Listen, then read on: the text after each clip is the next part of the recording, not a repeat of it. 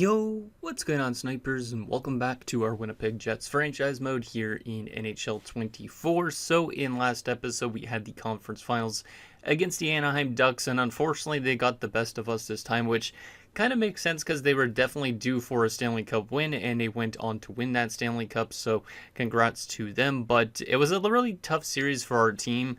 I don't really know exactly why our team struggled so much against them, because usually we have some pretty good success, but you can see we got swept, losing 5-2, 2-1, 7-2, and 5-3. Our offense just could not really score that much because we weren't scoring more than 2 goals a game except for in that game 4. So offense definitely dried up, and also the goals against was just not very good as well. So it was not a great effort in general just from the team, and I'm obviously hoping that next few seasons we could be a little bit better than that if we get to the conference finals again. But if not, it's not the end of the world, because obviously we've won so many cups in this series that it honestly doesn't hurt me too much that we lost. But obviously we have some big contract stuff to deal with, obviously, in this offseason and future off seasons as well, because obviously at the moment we have a lot of money tied up in our top 6, and with the core guys have been here for a while.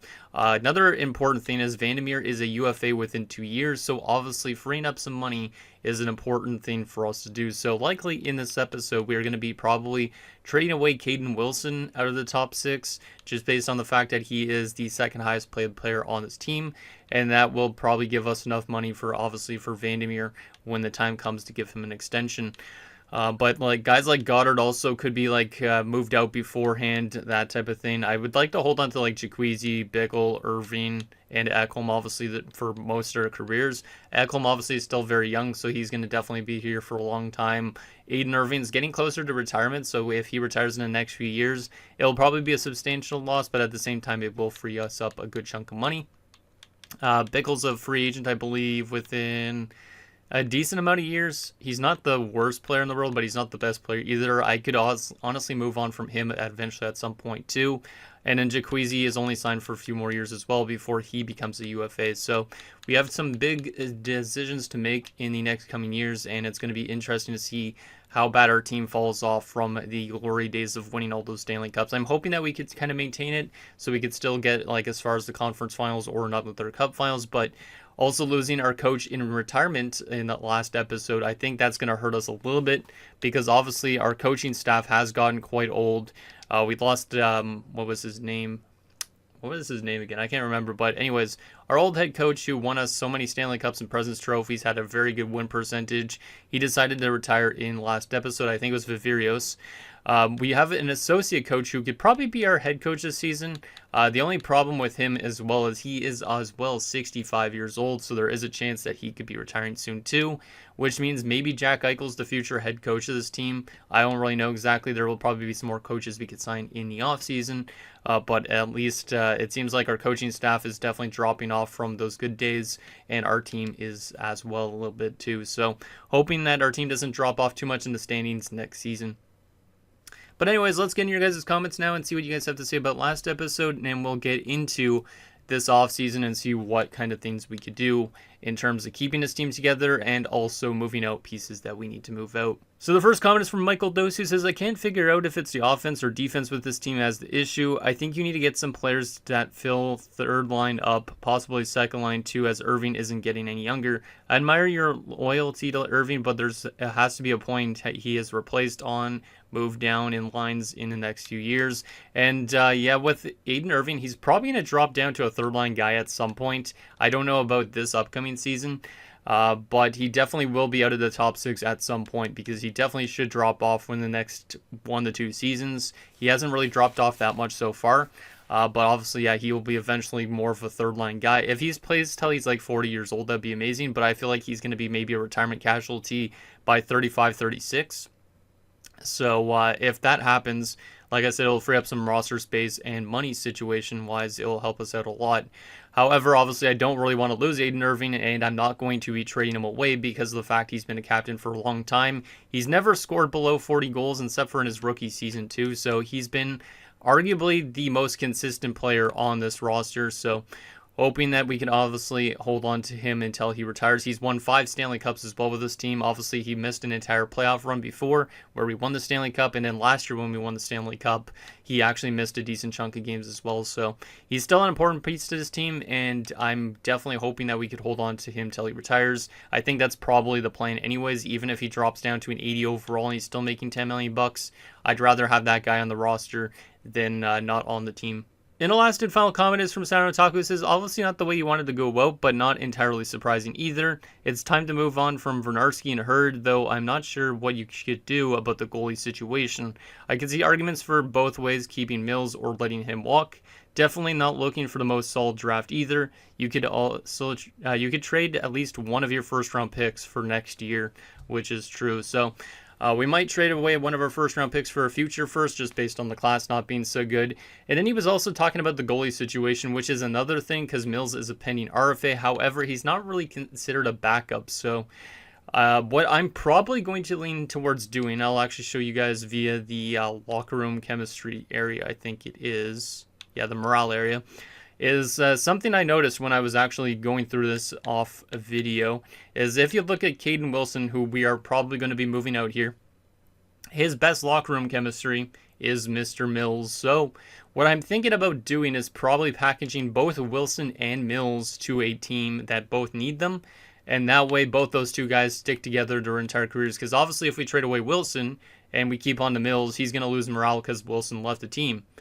So I think it would probably be beneficial to our chemistry and morale on the team to trade both of them together. So that's probably what we're going to lean towards doing. Also, Wilson doesn't have the most amount of trade value, probably because he recently signed that $10 million plus extension.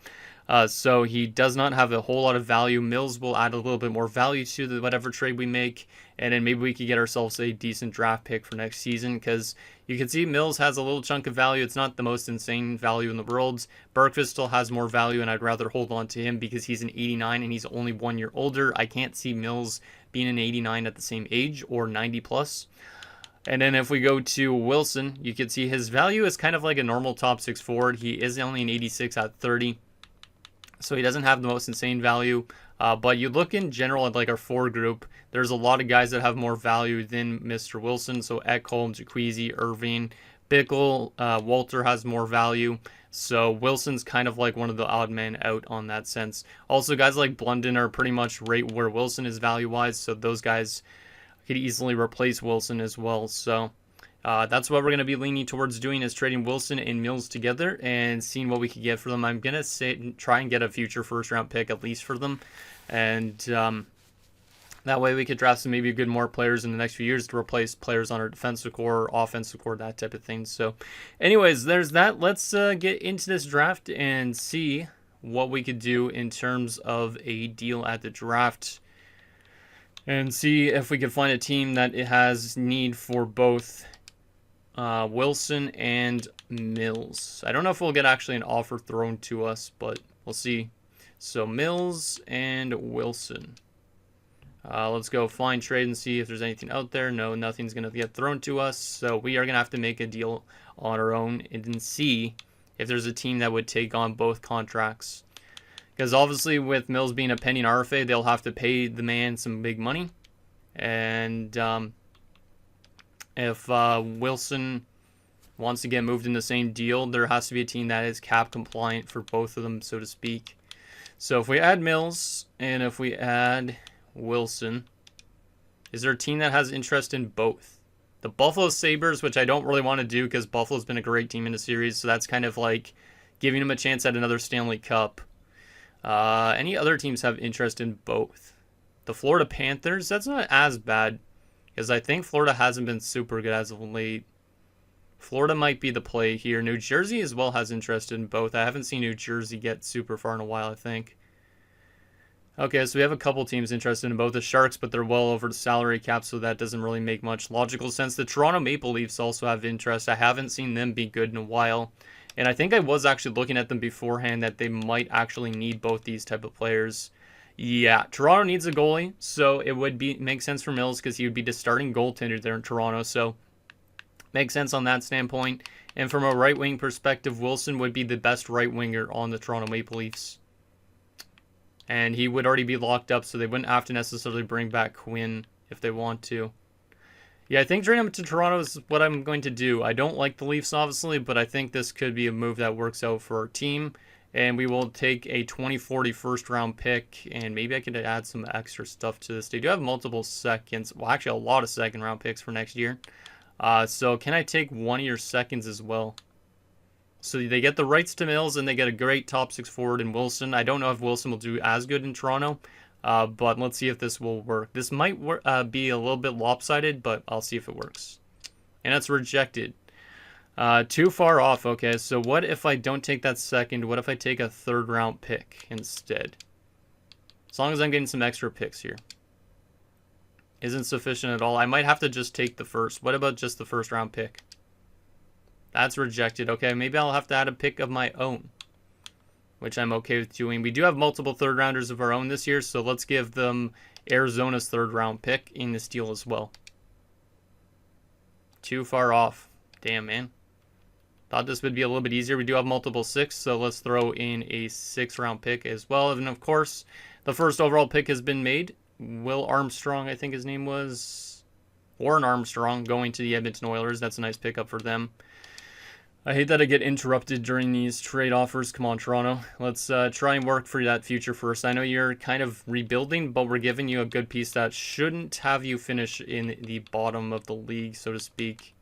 So we'll take that first of yours, and we'll give you, once again, we'll give you Mills, because he is going to be your starting goalie next season, and we'll give you Wilson, who will be your best right winger. On top of that, we will add in, we could add our second round pick for this year, but I want to see if I could get it done with the third rounders first and the sixth. So let's see about that. So a third, a sixth, Wilson and Mills for a first. Value is just a bit low for you. Okay.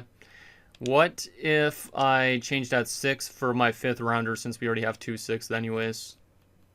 Would that work? Just a bit low. Okay. What if I changed a third for my second, because I have two thirds? That should get it done hypothetically.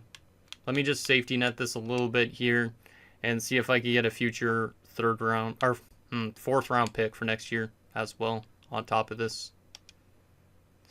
Sweeten the value just a touch. What if I change this fourth to a fifth?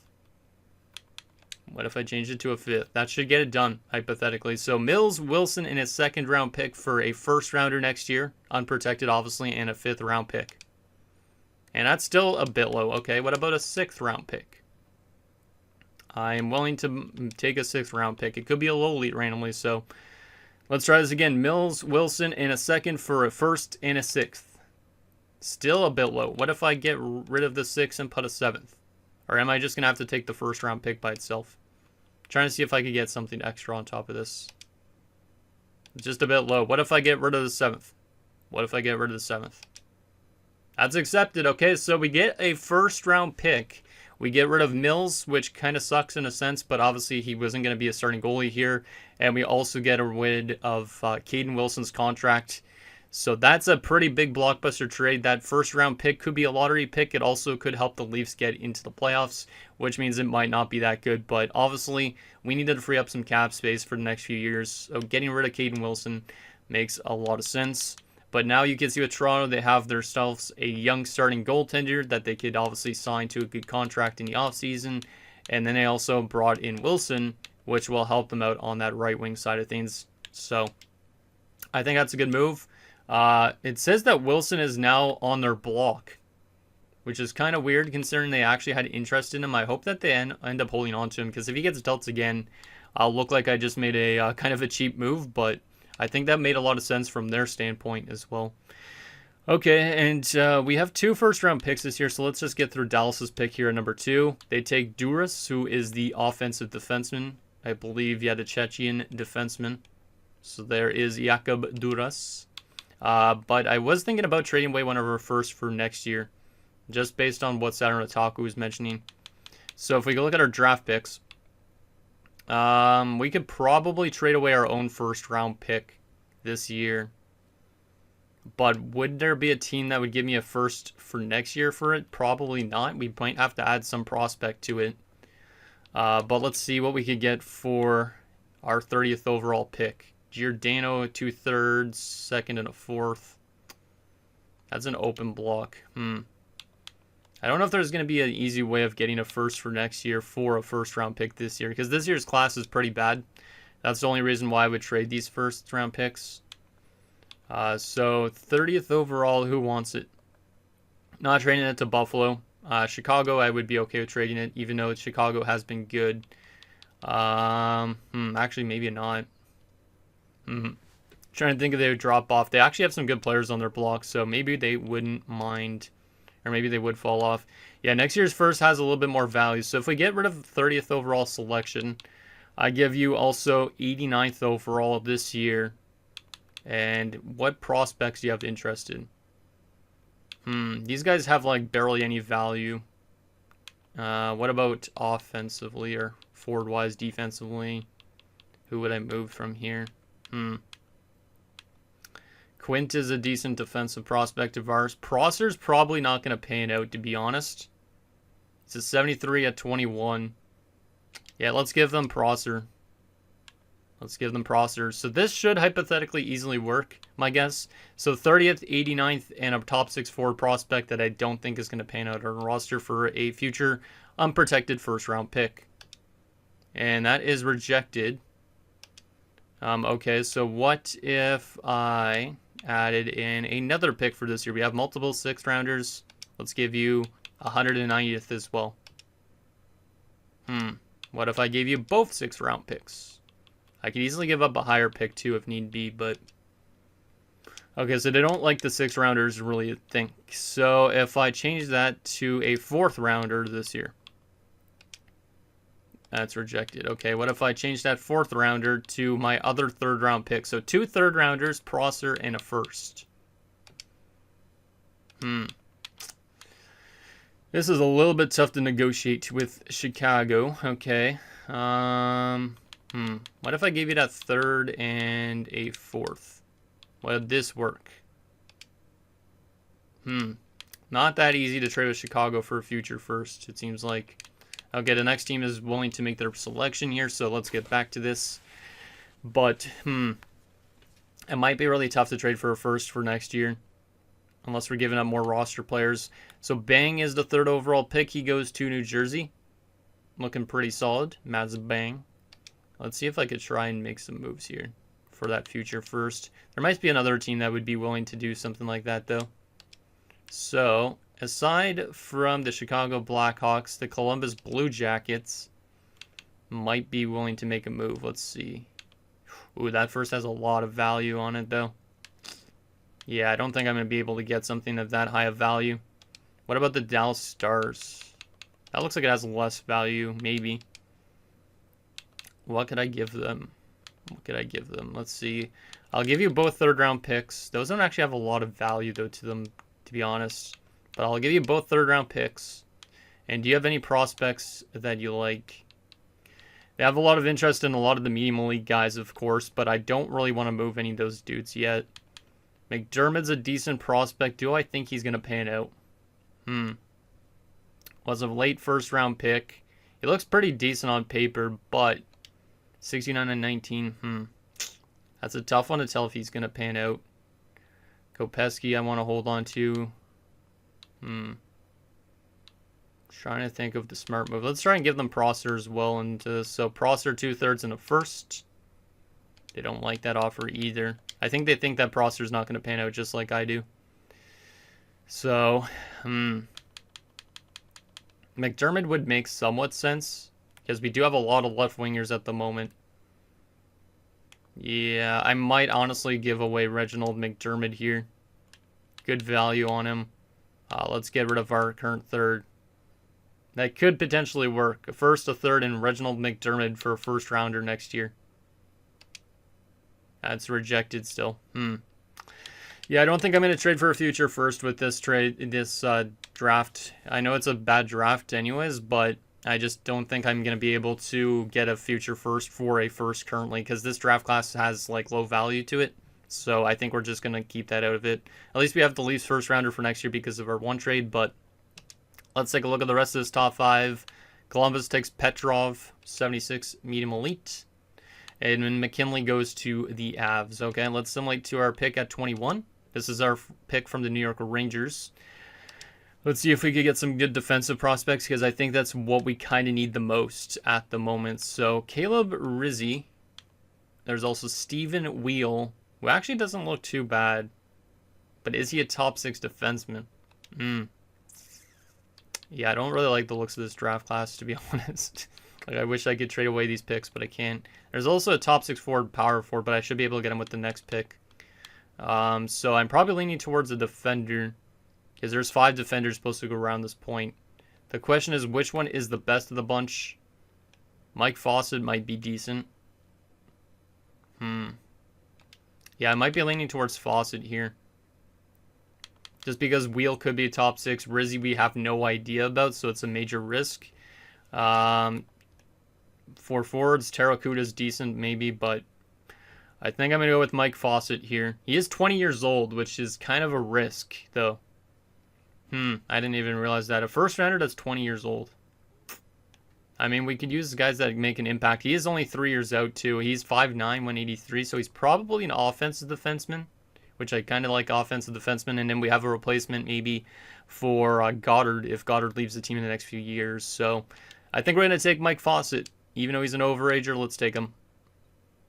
65 overall, medium top forward, 20 years old. Kind of a low overall to start for a 20-year-old, but that's not bad. And then his attributes, he has good passing. So we'll see if he actually becomes something. He is an OFD as I expected, which is good, but we'll see. That's not a bad pick, but it kind of sucks that he's already 20. And then we'll take our last first-round selection here as well at 30th. See if we could grab that top 6 forward maybe, because these top 9s are not great. The top 6 D-men not great either. So there's also Ezra Perot, who could be elite, but I really doubt it. I really doubt it. So I think I might go with Mikhail Kozhivnikov. We could use more right wingers because we got a lot of left wingers. We already got some good centers at the moment, I think, as well. So let's go with the Russian Mikhail Kozhivnikov and see how good he is. 65 overall as well, top 6 forward. That's not bad. That's not a bad selection compared to some of the other guys that were just going around the stage. Because look, 61 medium 9. So I think that's a pretty good first round. The fact that we have a lot of other picks though in this draft kind of sucks. I might want to see if I could trade away a lot of my loose end picks, because some of these picks are not going to become much. Like if I get rid of all my excess picks, like 222, 171, and 94.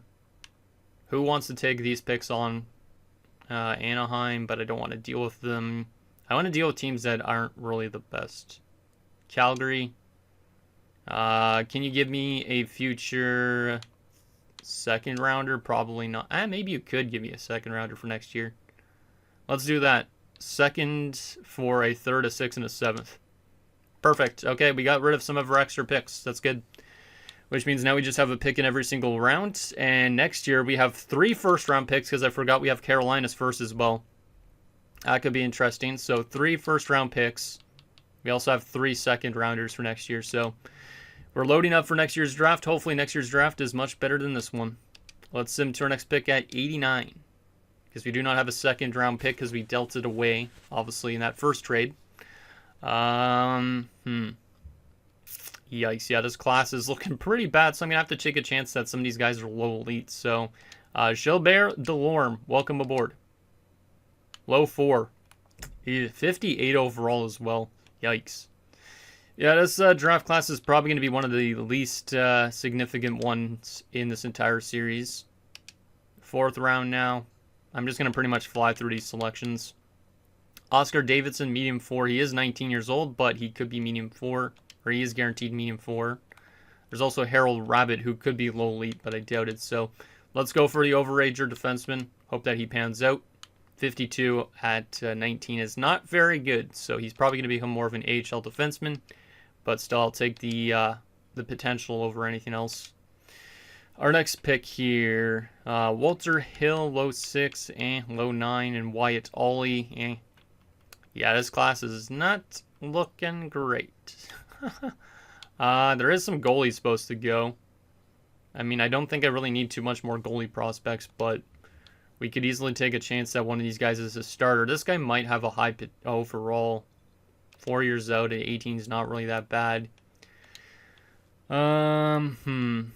This guy's looking not that bad either. 5 years out. Makes me think he's elite.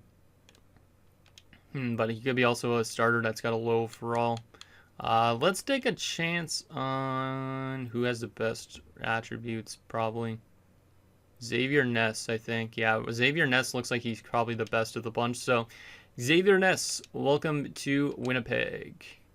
There he is, medium backup. Not great, but oh well. At least he has some potential, but we needed to draft maybe another goalie just because Mills getting dealt. And our final 2 picks of this draft, I don't think we're going to find anything huge in terms of steals here, but you never know. Trying to see if there's anybody that could be low elite. Oscar Eklund, he's supposed to get drafted too, so let's take a chance on Oscar Eklund. Low 9, yikes. Oh boy, yeah, this is one of the worst classes I've seen, I think. And our final pick of the draft at 213, I'm glad I got rid of those extra picks though, because those guys are probably not going to become anything that the Flames drafted with them. There's a gem supposed to go, so that makes me think he's guaranteed low elite based on the fact he's a gem in this 7th round. So Oscar Enlund from Luleå, welcome aboard. And he is a low elite. Okay, good.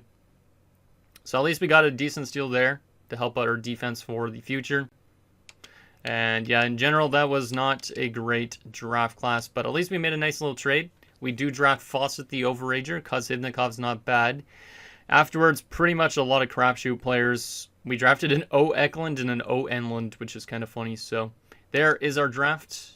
The next part is the Resign stage. There was also some other trades at the draft. Apparently, a first rounder went to Chicago in 2039, so this year for a first and a third. So basically, I think Chicago moved up a couple spots, or maybe moved back a couple spots. I don't even know.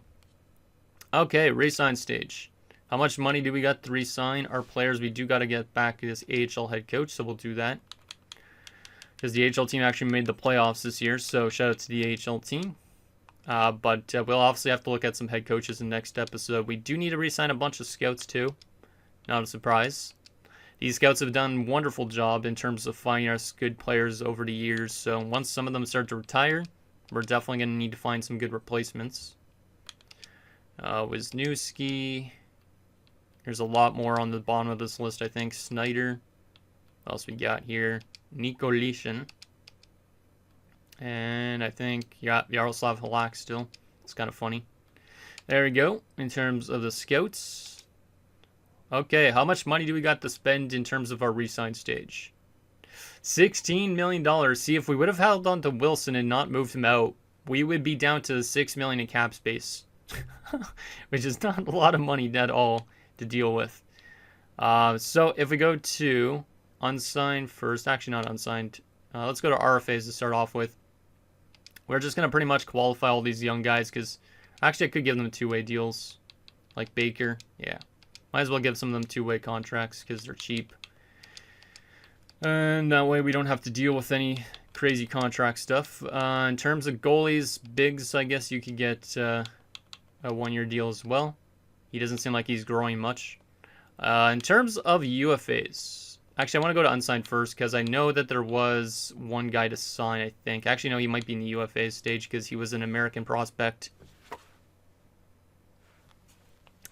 Okay, UFAs. Let's go to the bottom of this list here. Gustafson's getting his ELC because obviously he's got medium elite potential. Zegras, or not Zegras, Begris is going to get his signing as well. Holmstrom, or Holmquist, yeah, Holmquist is going to get his. McDermott's going to get his. A lot of the good AHL prospects are going to come in here this year because you can see all these elite guys in McDermott. Kopetsky is also going to get his ELC. And Waters is going to get his ELC. So the AHL team is getting some really good players into it, which is exciting. In terms of our NHL team, we have only 3 guys to really worry about because obviously we just traded away Mills, so we don't have too much to worry about in terms of the NHL now. But let me see here. Do we need Sutter in the AHL as a goalie prospect? Sutter's only 20 years old. He would be the 3rd string goalie. Biggs would have to get scratched, basically. and that would be our third goalie in the minors. I don't think I'm going to sign. I don't think I'm going to sign Sutter. Yeah, I think 60 threat 20 is a little low, so I'm going to let him go, and he gets signed with a different team. Let me advance today and just see if we get all those guys that I offered contracts to signed, because obviously the other ones are kind of the bigger options, but they aren't very expensive, which is good. But we will likely be letting go of some names that have been here for a while. Let me just go through this. There shouldn't be any rejections. Yep, no rejections. Nice. We still have 16.855. The only one that's going to come back out of these three is going to be Reese, I think. The reason being is Vernarski's asking price is a little bit pricey at that 5.775. I'd prefer to find maybe some replacement for him in free agency, or if we have somebody in the system that could jump up, we'll replace him with that. So he's going to be gone. So shout out to Connor Vernarski. Let's take a look at his stats. He was the 7th overall pick 10 years ago, and he's won obviously a ton of Stanley Cups with this roster. Only 187 points in the regular season, shooting 5.4%. However, in the playoffs, he's had some pretty big moments in this team's history. He scored an overtime winning goal in Game 7 of the conference finals, I believe, against the Ducks. He also had some assists or shots on goal that resulted in rebounds, and Blunden scored one goal to help us out in the playoffs as well. So Vernarski has been a pretty solid player, and it does suck to let him go. But at this stage, we can't afford to tie up too much money to other guys. And with like Vandermeer needing money next season, he's going to cost a ton of money. So we need to kind of free up that space. So to Connor Vernarski, best of luck in free agency. Hopefully you find yourselves a good team to sign with. Nobody lost any morale for letting him go. That's kind of surprising, just based on the fact he's been here so long. Jamal Hurd's another one that's going to leave. He was a second-round pick of ours. I believe he originally had low league potential, but he didn't really deliver into that. More of an AHL top 6 forward, also kind of like a fringe NHL guy / fourth liner. 31 points this year is pretty good, but obviously didn't do too much in the postseason. And yeah, we could easily find ourselves a fourth line center that is probably going to be cheaper, I guess. Actually, maybe they'll be right around the same price, but we also have guys that are in the AHL that could jump from the AHL to the NHL, so it's probably best that we give Jamal Hurd a chance to test the free agent market somewhere else. So he's also going to be gone. And then in terms of Reese is a good defenseman. I liked his play in the playoffs last year. Also regular season, he's been decent so far through 2 years. So I think I'm going to try and hold on to him as maybe a top 6 defensive option or a depth defender. Yeah, I think I'm going to try and hold on to him, because obviously he had 8 goals in the regular season this year. In his rookie season, he had 7 goals, so he can bring some goal-scoring ability. And then in the playoffs, he brought in 3 goals, and he's been plus both in the playoffs and regular season, which I like. So let's see what he's trying to ask for. $2 million is kind of expensive, but I'm going to just give it to him. I think that's okay for us to spend $2 million on a top 6 defenseman or a depth defenseman. So that's the only one we're going to actually re-sign out of those UFAs. And then we should be pretty much good. We need to obviously take a look at the free agents out there. He did accept a contract. That's great. Any unsigned guys I want to sign that could play actually in the AHL? I don't think so yet. Quint could technically play in the AHL, but I would prefer to wait. A lot of these other guys aren't really AHL eligible yet, so probably we'll wait on a lot of them.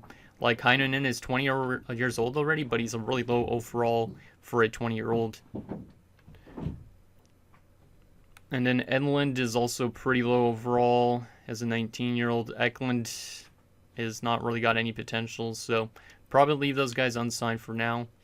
And in our goalie prospects, I don't really think we need to sign these guys yet, just based on the fact we already have 2 goalies in the minors. So what do we need for our team next season? We need definitely a backup goaltender. Obviously, considering we just traded away Mills, so that's a #1 priority with this team, is a new backup goalie to Bergqvist. In terms of defense, we got 1, 2, 3, 4, 5, 6. Scarlett's definitely not a 76. He's going to jump back up to a 79. I think it's just because we lost in the conference finals that he's a little bit mad. So technically we have ourselves like probably 5 out of 7 defensemen, or 6 out of 7 defensemen. We could definitely use another top 4, I think, because Scarlett, Reese will probably be like the top 6. And then Lalonde will probably be a depth defenseman. Yeah, probably something like that. So we could use another top 4 defenseman as well. we probably have enough money to sign ourselves a backup in a top 4. In terms of offense, we probably are good because we got 1, 2, 3, 4 with Kawasari, 5 with Waters, but Waters is probably AHL, so 4 there, 5, 6, 7, potentially 8 with Hagelin, 9 with Harrison. Mishenko could be in the AHL, that doesn't matter too much.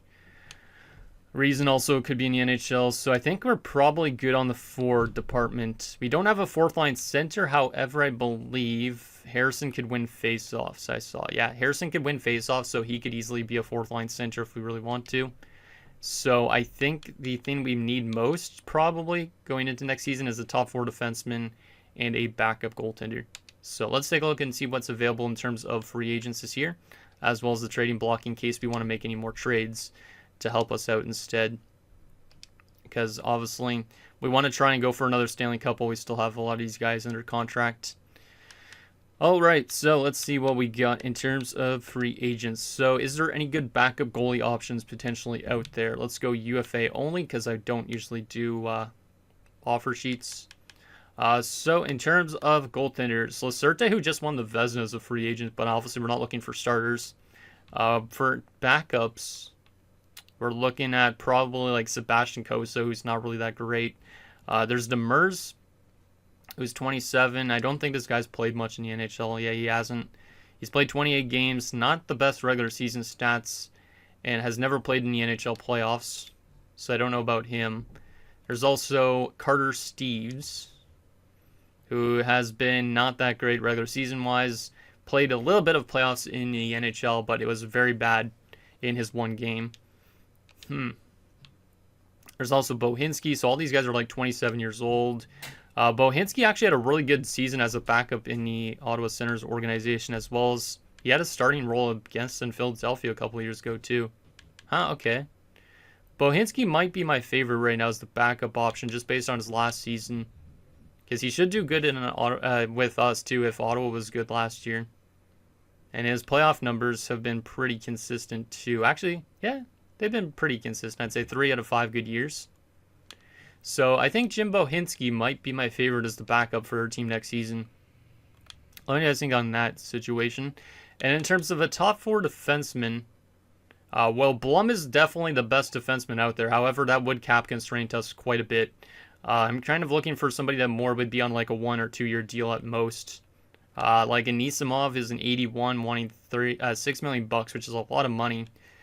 It is a pure DFD, which is kind of something that would be nice next to Goddard, because obviously Goddard kind of struggles in the defensive end. So Anisimov could be a good little backbone to him. He hasn't been the best defensively for a DFD, but then again, he's probably been on some pretty bad teams. So there's Anisimov. In terms of other guys, Valette, who is also a DFD. Doesn't have the best defensive awareness, but has great shot blocking and stick checking. And his defensive play has also been kind of a little bit inconsistent. He does score a good amount of goals, it looks like. His playoff numbers have been okay. So there's Declan Valette. Not really the best defenseman out there in free agency, to be honest. There's Vernarski, of course, but obviously I don't think I would bring him back because he wants term. All right. In terms of other players available, let's just take a look at the forwards briefly. There is like this high elite in Barry, which we don't really need more forwards, but I don't really know what we would do in terms of forward stuff. I don't think there's anything I would do in terms of the forwards. I think it's just defense and the goaltending. Lannon's testing free agency, of course. That's cool. Nobody else really, though. Like, we could bring in some depth forwards if we really want to, but I prefer to see if the young guys make it first beforehand. Like, we could take a little step back this year if we need to. So there is the free agent department. Let's take also a look at the trading block just to see if there's anything out there that we could do in terms of potential deals. Because obviously there could be something out there that makes us able to address our top 4 defensive needs a little bit more. But who knows? Trading block sometimes is a crapshoot, sometimes it's good. Because obviously we have a lot of prospects we could move for very good players if need be, but obviously we don't have to too. Lidstein's not bad, but he is signed for 2 years. He's 34. Yakupov signed for 2 years, but he's 32. Those guys would drop off probably, and also they'll cap constrain us a bit. So I'm probably not interested in those guys, even though they have good overalls. Nobody really there. Nobody there. Eminger, 29 years old, but signed for 5 years. Yeah, that cap hit is pretty much similar to what Vernarski was trying to get, I think.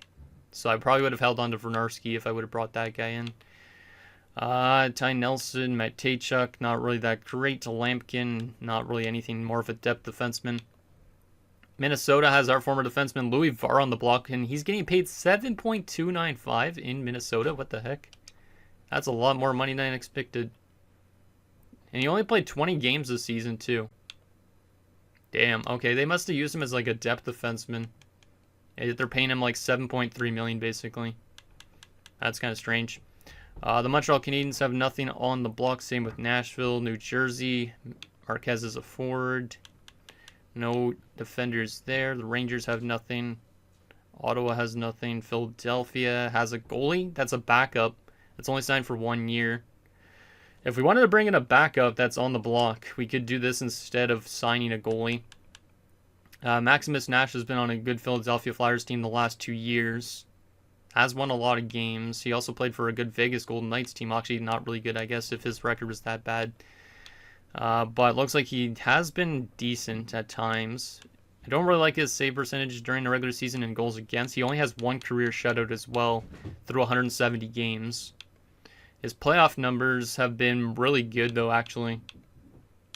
In the AHL, it was really solid. Then he played one game in the NHL playoffs, played pretty bad. He allowed 2 goals on 2 shots.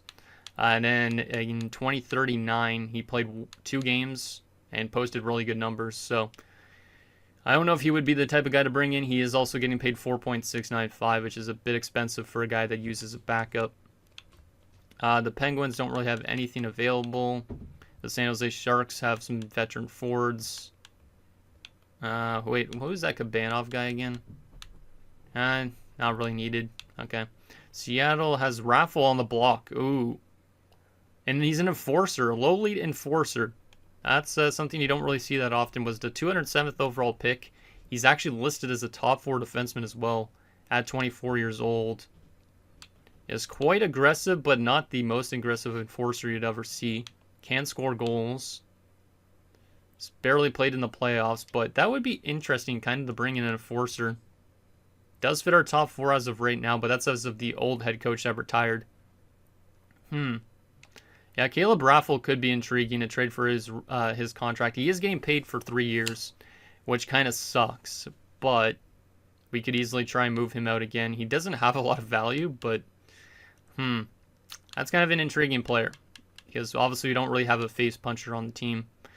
St. Louis, not really anything there. Tampa Bay, nothing really. Toronto, nothing. Vancouver, nothing. Vegas has Palin on the block, but he's still getting paid for 3 more years at $13 million.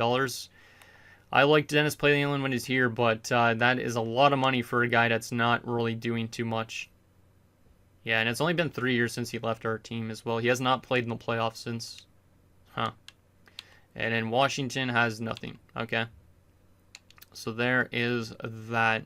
Final few things I wanted to do to end this episode is take a look, obviously, at the coaches available so we could see if there's any good head coaches out there for the future of this team. But I also do want to take a look at how much Vernarski wants to get paid. So I'm going to start off with the coaching situation. What is there in terms of head coaches we could sign for next season? Because obviously losing Viverius was pretty substantial to our team. Is there another coach that could help us out? Ryan Suter looks like a really good head coach, but 56 only.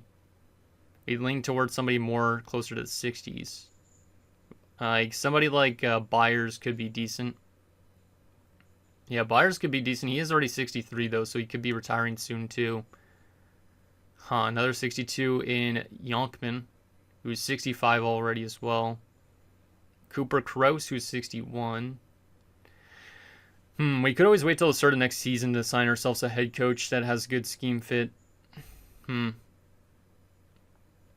Interesting. Okay, so there's the coaches that are available. Final thing we got to do is take a look at what we're going to be paying to Vandermeer probably next season, or the seasons after this, I should say. He's one of the most important players on this roster, so let's see if we can offer him a contract extension to end this episode. So I would prefer an 8-year deal with him. I would prefer an 8-year. He wants 7. But we should be able to do the 85% trick as well. Let me open up the calculator and see what we could potentially offer him right now. He wants $15.1 million for 8 years.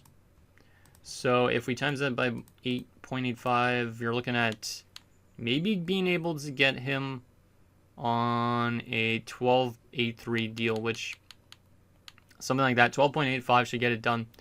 And that would make him the highest paid player on this roster. But I think it's important that we have him signed up because obviously I think he's more important than Goddard going forward, even though Goddard's younger. Vandermeer's been a machine. He's won Norris's. He deserves a lot of money, and he's pretty much the future, maybe the future captain of this team at some point too, if Irving retires, to be honest. So we'll see if he accepts that in the next episode. But anyways, guys, that's going to do it for this episode of our Winnipeg Jets franchise mode. So in next episode, we will take it to free agency. We might make some trades, depending on what you guys think with our roster going forward. I think it's still looking like a good roster, but obviously we need to address the backup role, and we also need ourselves maybe a top 4 defenseman to kind of tie it all together and hopefully give us a chance to have a good season again next year, despite our head coach retiring. So anything down below, and I'll see you guys next time.